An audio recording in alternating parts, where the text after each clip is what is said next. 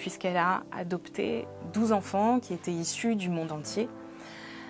Et son utopie, c'était de vouloir prouver que, quand bien même, peu importe nos origines, peu importe nos religions, quand les enfants grandissent ensemble dès leur plus jeune âge, ils sont capables de vivre tous ensemble sans avoir d'a priori les uns envers les autres. Bonjour, je m'appelle Alicia Bigot pour Upendo.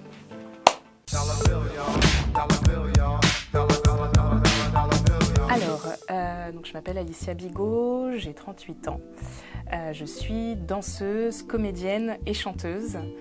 Mon parcours d'artiste, j'ai commencé comme danseuse à l'âge de 5 ans. Et puis, je me suis professionnalisée à partir de 18 ans. J'ai fait une école de danse et j'ai commencé à danser dans des compagnies de danse, dans des spectacles, dans des cabarets. Enfin, voilà, j'ai fait pas mal de choses dans ce milieu. Après, j'ai eu envie d'aller plus loin et je me suis formée comme comédienne. Donc, j'ai fait une formation à Paris pour devenir comédienne et très vite j'ai travaillé dans le milieu du théâtre en tant que danseuse, comédienne et chanteuse parce que très vite le chant est arrivé en même temps que la voix. Et donc les dernières années, c'est ce que j'ai fait principalement comme artiste. Sénat est né en 2019. J'avais l'envie justement de créer mes propres projets, j'avais envie de pouvoir mettre en valeur des projets qui soient métissés, qui mettent vraiment en valeur les figures féminines, les femmes et la lutte contre les discriminations. Alors, en fait, Joséphine Baker est venue à la période où je passais, on va dire, de danseuse à comédienne. Je me questionnais justement sur une possible reconversion entre la danse et le théâtre. Et la personne qui me suivait m'a dit « Mais tu devrais jouer Joséphine Baker, ça t'irait super bien, tu joues, tu chantes, tu danses. » Et en fait, moi, sur le coup, je me suis dit « Non, franchement, la ceinture de banane, tout ça, c'est pas pour moi, c'est trop facile, c'est trop évident. » Enfin. Et j'avais un petit livre sur elle que j'avais acheté, que je n'avais pas lu. Et je me suis dit, je vais quand même lire ce livre pour me renseigner, pour connaître son parcours, parce qu'en soi, je ne connais pas grand-chose, mis à part cette ceinture de banane. Et le fait qu'elle soit danseuse et afro-américaine. Et j'ai découvert un parcours assez incroyable, très inspirant. Et je me suis dit, c'est pas possible en fait qu'elle soit à ce point réduite à cette ceinture, alors qu'elle a un parcours qui est vraiment exemplaire. Tout ça, c'est arrivé en 2018, donc c'était bien avant la période où elle est entrée au Panthéon. Et c'est vrai qu'à partir de là, j'ai eu l'envie de créer un spectacle sur Joséphine Baker et en lien aussi avec mon parcours d'artiste, notamment de danseuse, parce que l'idée c'était de pouvoir faire résonner son parcours d'il y a maintenant 100 ans avec notre période actuelle et les artistes d'aujourd'hui surtout. Tellement de choses. Ce qui m'a le plus marqué, je pense que c'est son engagement. C'est vraiment toute la deuxième partie de sa vie où elle s'engage, où elle prend parti, parce qu'au départ, elle ne prenait pas vraiment parti, elle était vraiment artiste à part entière, elle faisait un peu ce qu'on lui disait de faire.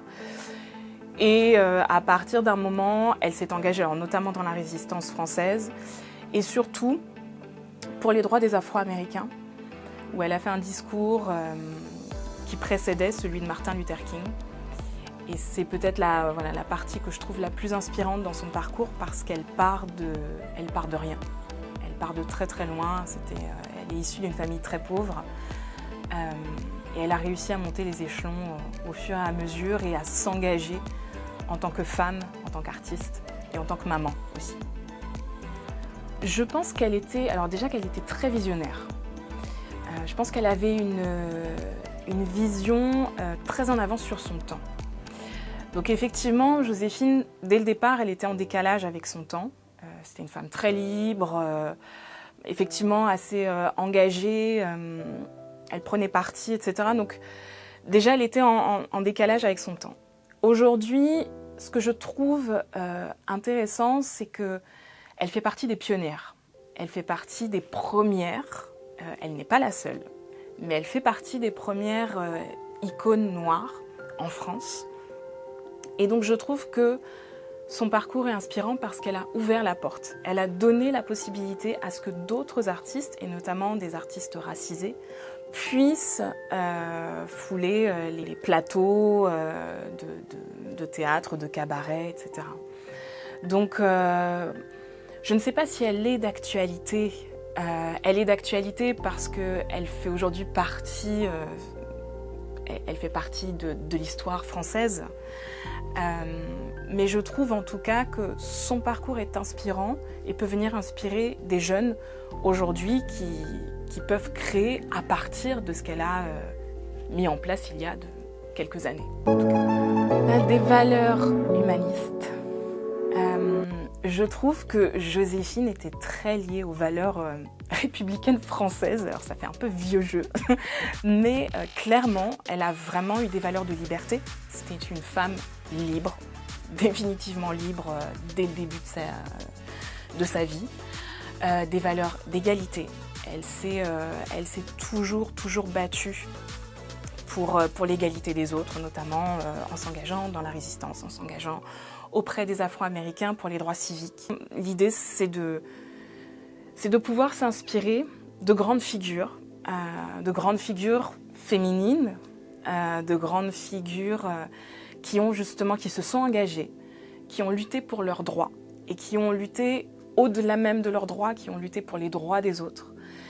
Et de pouvoir, à notre tour, nous inspirer de ces personnes et agir, tout simplement, parce qu'il me semble que c'est l'essentiel aujourd'hui pour les jeunes, c'est de pouvoir agir, créer et rayonner, chacun à sa façon. On peut voir un seul en scène qui retrace justement ce parcours de Joséphine Baker.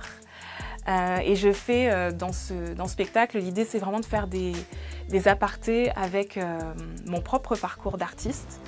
L'idée c'est vraiment de faire une résonance entre le passé et le présent, de faire une mise en miroir entre nos deux parcours et de voir justement comment Joséphine voyait les choses à son époque, parce que pour moi l'idée c'est vraiment de montrer comment elle a vécu à son époque et les prises de position qu'elle avait à son époque et comment c'est reçu aujourd'hui. Puisque 100 ans plus tard, on ne vit plus du tout les choses de la même façon. Il y a certaines choses qui résonnent encore et qui sont encore totalement d'actualité. Et puis il y en a d'autres qui sont totalement différentes et c'est normal parce qu'on a évolué, heureusement, en 100 ans. Donc c'est un spectacle frais, joué, chanté, dansé, un spectacle d'1 heure où on retrace un parcours d'une femme très inspirante et qui, je pense, va vous inspirer. Voilà.